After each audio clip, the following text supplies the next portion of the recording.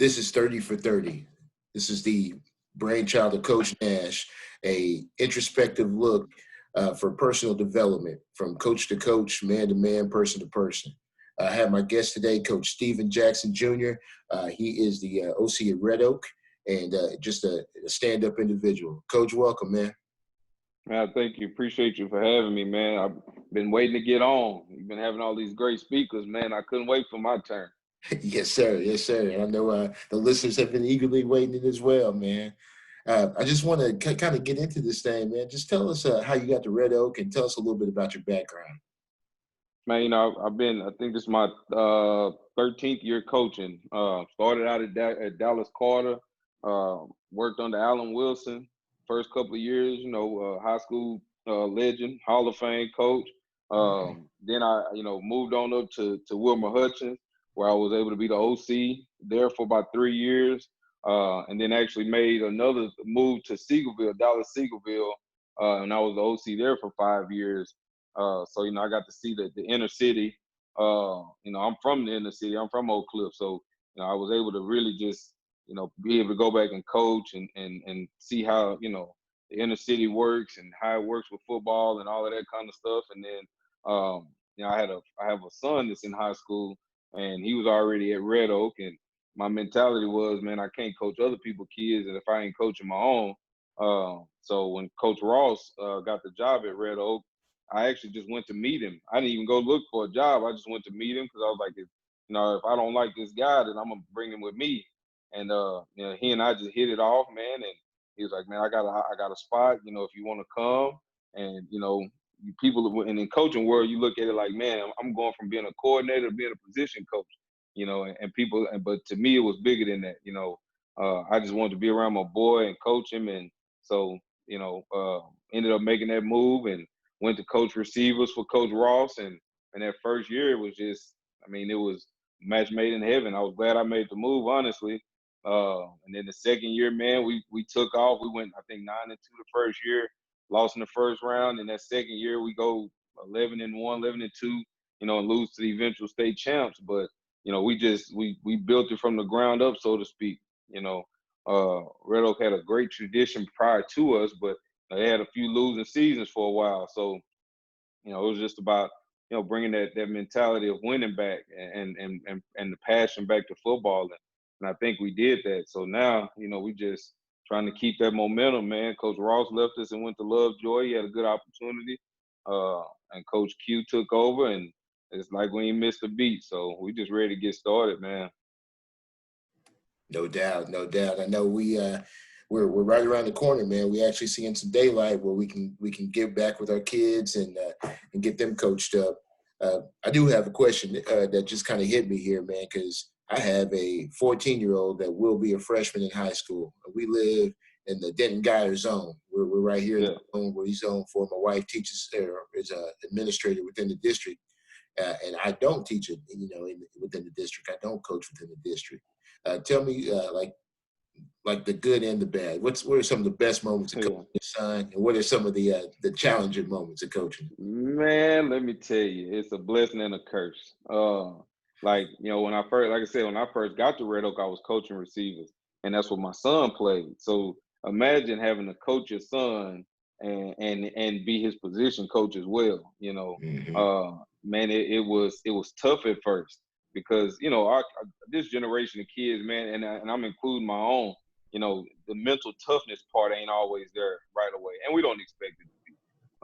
But just coaching him, man, I would find myself jumping him, and sometimes I was a little harder on him than everybody else because naturally it's your kid, and you looking at it like, man, look, you my seed, you my son, you can't fail, and you may be tough on him than you should be, and that happened a couple of times probably, but man, it was fun, man. It was more fun than it was not fun, and I'm glad I took that chance. But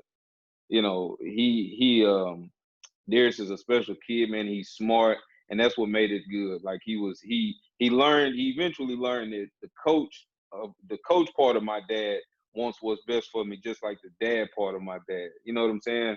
So I think once he finally realized that and realized I wasn't picking on him, like I think it took off, man. it's nothing like being on the sideline watching your son make plays.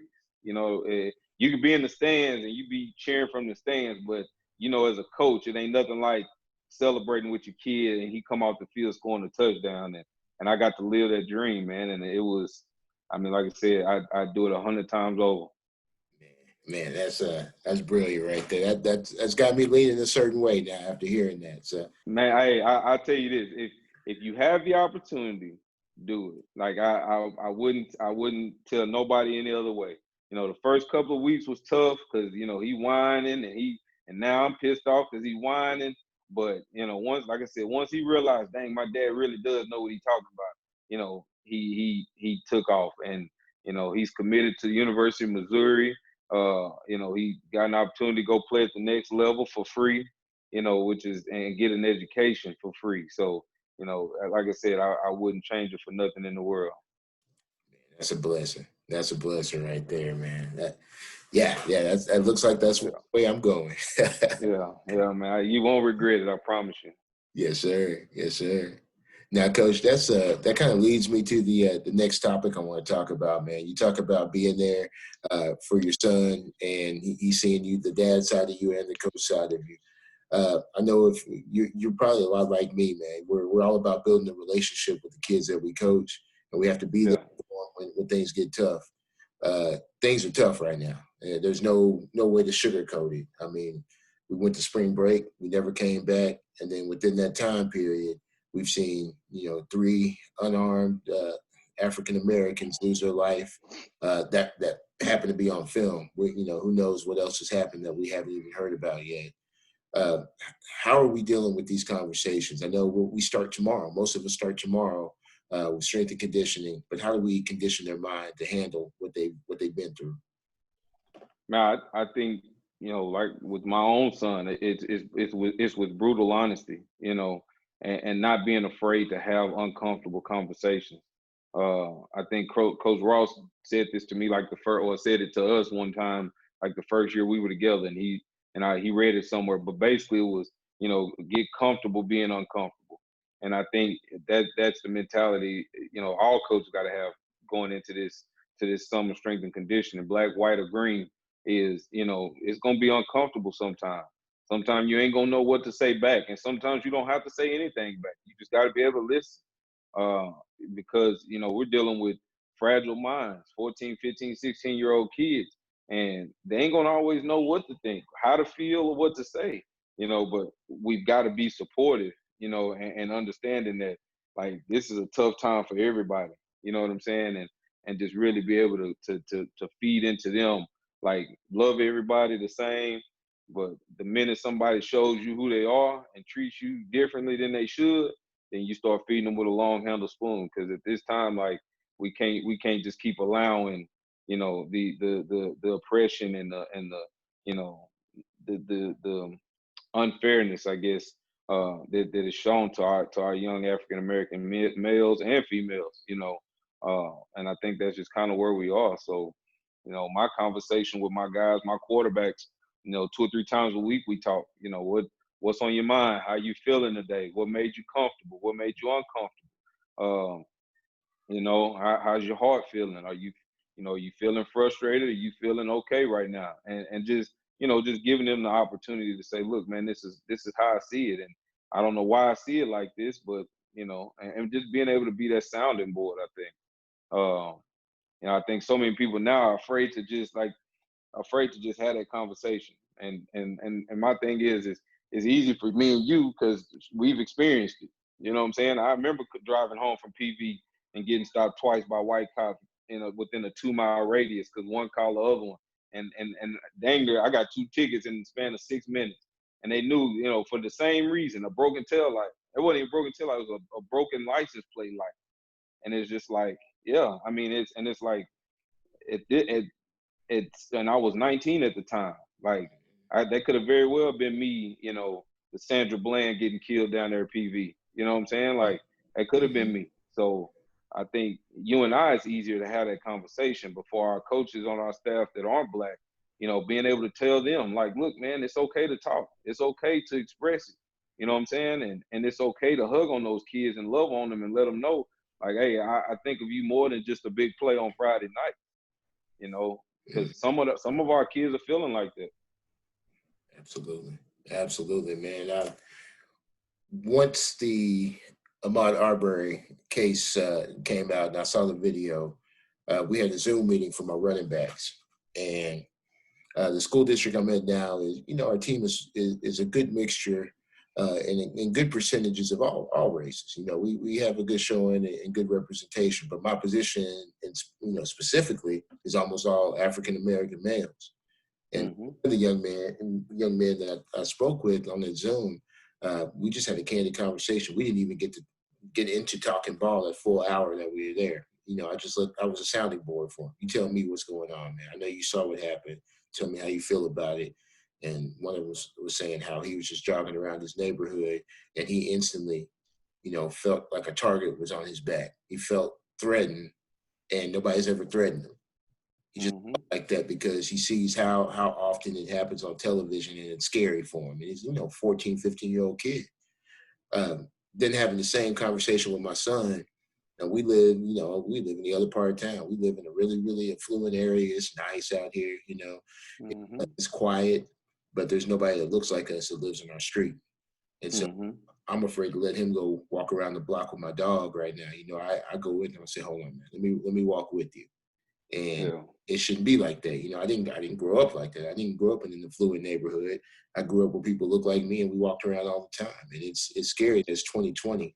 And we have to be on the edge about that. But being, like you said, there for your kids, man, just letting them know that you're there for them. You can love on them and let them know that they don't have to shoulder that alone. Because, you and I, we probably felt like we had to shoulder a lot of that alone because nobody would understand if we told them anyway.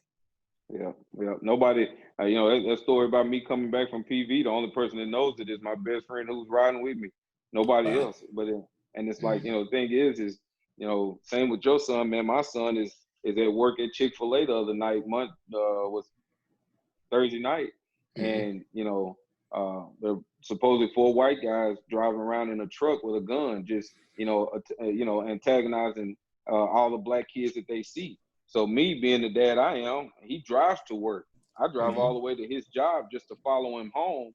And I feel like, why do I have to do that in 2020? You know what I'm saying? But, my son understands, like, there's going to be dumb people in the world that you can't change. You know what I'm saying? He better know that I'm always going to keep him safe by any means necessary, And I think that's kind of my mentality, how I talk to my players too. Like, at the end of the day, they know I'm gonna ride for them either way, like by any means necessary. Because at the end of the day, man, we more than coaches. Like, people it's crazy. People in the schoolhouse think that all we are is football coaches, and we get a bad rap sometimes. But man, we're father figures, we're mentors. We're shoulders to cry on. We're the lunch men and some lunch ladies sometimes because we giving food. And people fail to realize the impact that true good coaches have on a kid's life, man. So, I think now it's more important than ever. And I'm being honest, I didn't care if we went back and did any working out. I just want to see the kids. Yes. You know what I'm saying? Because they need us. They need us right now. And it's not just the black kids, the white kids too, because they're confused. They're confused. Some of them in households that are being fed the same thing that we're trying to get rid of. And they're trying to figure out right now, man, do I listen to my parents or do I listen to my teammates and to my coaches who I know are telling me the right thing to do? You know what I'm saying? So it's deeper than just X's and O's, and that's what I try to get everybody to understand. It's bigger than X's and O's, man. Yeah, I mean, like you said, man. Somebody asked me what I did. I said, I'm a coach. I said, oh, you coach football? I said, yeah, I'm also the Uber coordinator, the Uber Eats. We do it all. No doubt. We spend more time with other people's kids than we do with our own. There's times that, man, I told the parent in the parent meeting, I said, I don't know if you realize this, but I've lost sleep over your child. And, we at night thinking about other people's children and their well-being. It's kind of comes with the job if you're doing the job right, No doubt. No, and like I said, that was a big part of why I went and coached my own kids. Because it's like, man, I'm picking up other people's kids. I'm feeding their kids on the way to practice or leaving practice because I know they ain't going to go home and eat. It's like I better be doing that for my own if I'm doing Yes. for somebody else's. You know what I'm No saying? doubt. No doubt. Yeah. Man. Yeah, you said a mouthful right there because we do it. That's something we definitely do. Now, Coach, man, with let's kind of switch gears a little bit, man. There was no sports for quite a while, man. So, I was sitting at the house and I was down and I heard this announcement on ESPN that this Last Dance series was going to hit, talking about Michael Jordan. And I said, okay, bet. Let me get my sons in front of the TV so we can watch history again. Because I grew up in a little small town down by Huntsville, Texas, man. And when we got people, we had 22 channels. And one of them was WGN. And so I got to see Michael Jordan live on WGN. So I was a Bulls fan and a Cubs fan just because of that. And so, with seeing it again, happening again, it was better the second time. It was better in the documentary form. Man, what are some of the takeaways that you got from that Last Dance series? Ah, man. So prior to, it's 2 years ago, I would have had the argument that LeBron was the greatest player of all time. Okay, 2 years ago, I would have had that argument. 3 months ago, I would have had that argument before the Jordan documentary. But after watching it again, you think about it, when Jordan was in his prime, I was 12, 13, 14, somewhere around there. So we knew what was going on, but you didn't understand the inner workings of it. I didn't understand Jordan's mentality. I didn't know how deep it went, as far as him being a competitor. But after watching the documentary, man, there's nobody close. There's nobody close, man.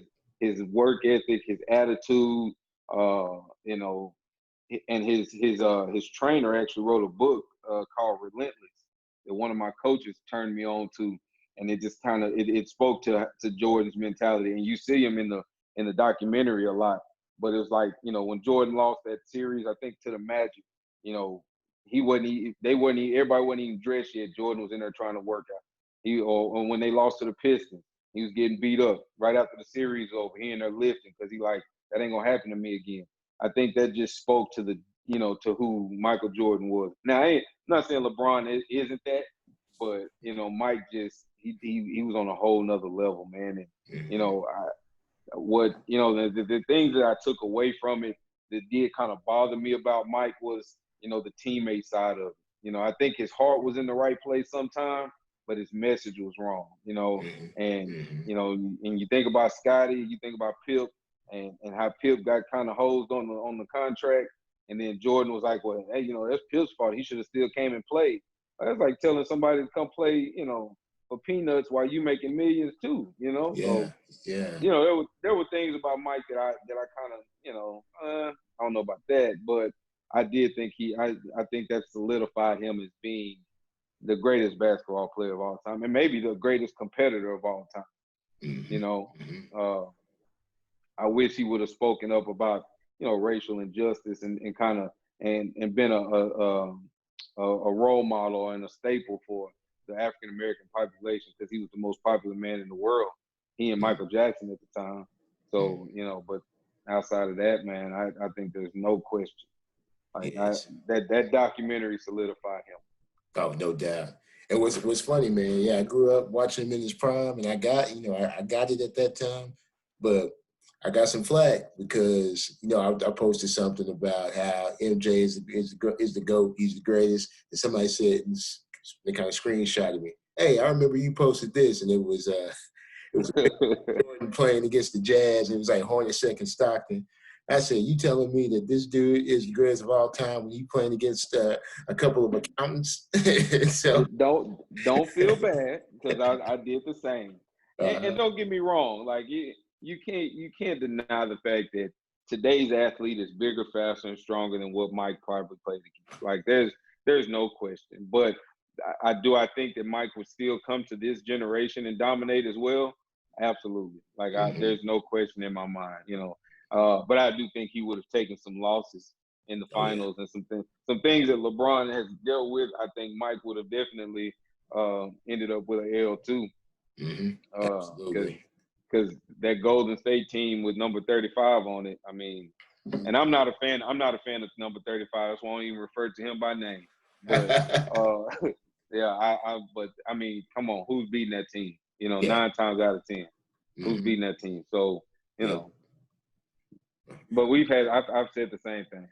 Yes. Yes. Only way you beat that team is if he's hurt, and that's what happened. You know. Exactly. Yeah. Other than Exactly. that, you're not losing to that, or you're not winning against that team, man. Exactly. I know my thing with Jordan, man, is, and I think this applies to a lot of people because I don't have much in common with him. You know, I'm not 6'6".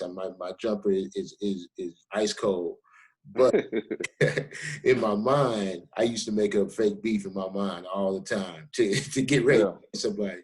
I would, we line up, and in my mind, I'm like, okay, they doubt me. They talk behind my back. They saying this is over for them, and it Yeah.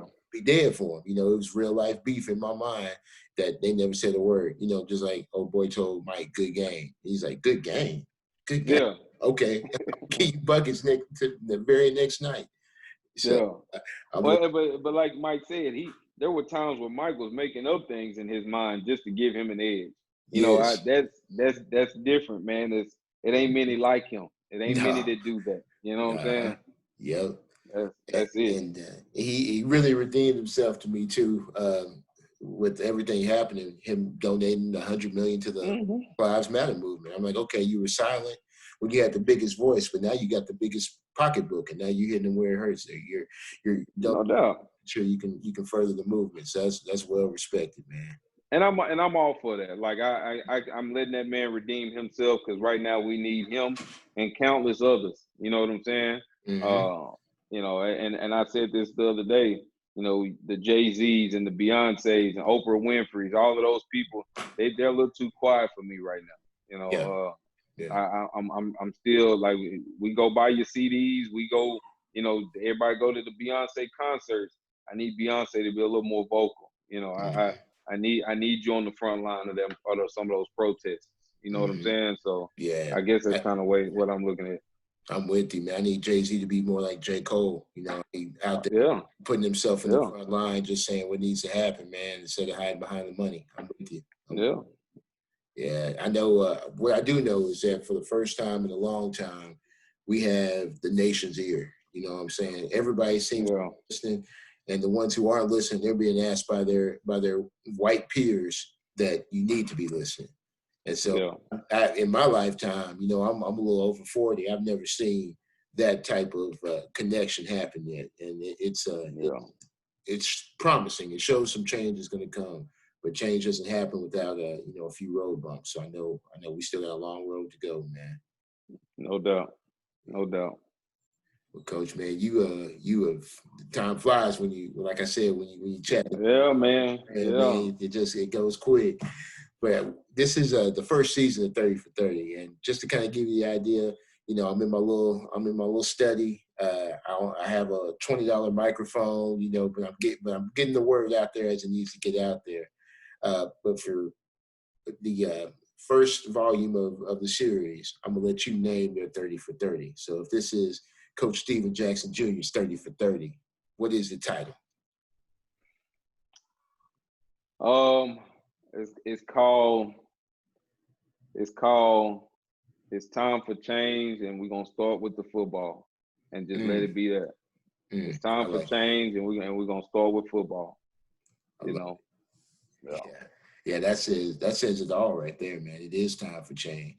And we yeah. as coaches, we influence more people in a day than some people in a lifetime, man. So, In a lifetime, dog, yeah. and you don't even realize if you go back and count up how many kids you've coached since you started, and man, you've touched more lives than anybody you'll ever meet together. So I mean, again, that change starts with us, dog, and you doing it, man. Like I said, I appreciate you having me, and now I'm honored to be on here and just to be able to call you a friend, and we just we got brothers, we got to stick together and figure this thing out, man, and pull more people with us. Yeah, no doubt, man. Old DB coach used to tell me, every man get a man, every good one get two. So let's bring two good brothers with us as we go and continue to influence change, man, for a positive. So this world can feel the effect that our players have felt, man. Man, no doubt. No doubt. I Coach appreciate you Dixon. having me. Yes, sir. Thank you, sir. And be in touch, man. I'm looking forward to the fall, so I can see the Red Oak takeover continue. Yes, sir. We ready, man. We ready. Appreciate you. Yes, sir. Have a good night. You too, dog. Thank you.